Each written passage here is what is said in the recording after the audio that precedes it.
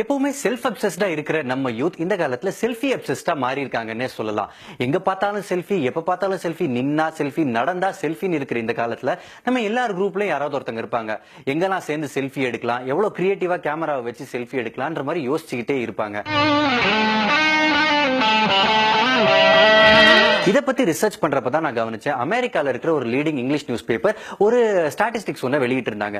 அதன்படி உலகம் பூரா ஏற்படுற செல்ஃபி டெத்ஸ்ல 50% இந்தியாவுல மட்டுமே ஏற்படுதுன்னு சொல்லியிருந்தாங்க. செல்ஃபி டெத் இல்லனா கில்ஃபி அப்படின்னா என்னதுன்னு தெரியாதவங்களுக்கு ஃபர்ஸ்ட் எக்ஸ்பிளைன் பண்ணிடலாம்.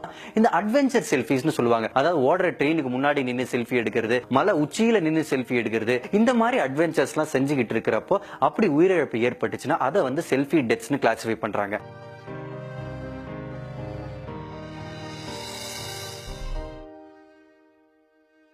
ஹைதராபாத்ல ஒரு ஜூல ஆர்டிபிஷியல் வாட்டர் ஃபால்ஸ் கட்டியிருந்தாங்க.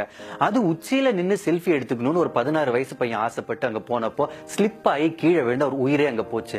இதே மாதிரி ஏகப்பட்ட இன்ஸ்டன்சஸ் நம்ம ஊர்ல இருக்கு. பாம்பேல பாந்திரா வர்லி சீலிங்க்கு கீழே நின்னு போட்டோ எடுத்துக்கணும், செல்ஃபி எடுத்துக்கணும்னு 3 பெண்கள் நினைச்சப்போ தண்ணியால அப்படியே அடித்து செல்லப்பட்டாங்க. அவங்க உயிர் போனது மட்டும் இல்லாம காப்பாத்த போன இன்னொருத்தரோட உயிரும் அங்க போச்சு.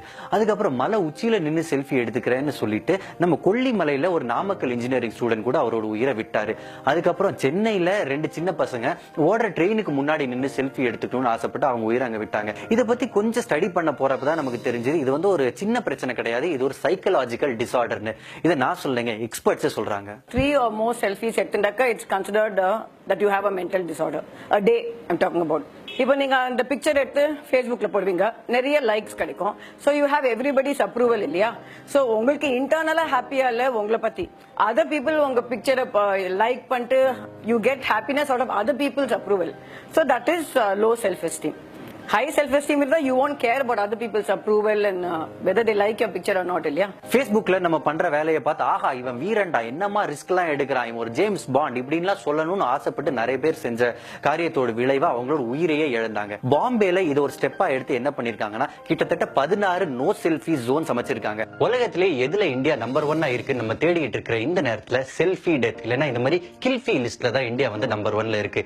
இதுல இருந்து இந்தியா பேரு கீழே இறங்கணும்னா கண்டிப்பா நீங்க நான் எல்லாரும் கை இந்த மாதிரி முட்டாள்தனங்கள்ல ஈடுபடாம இருக்கணும்.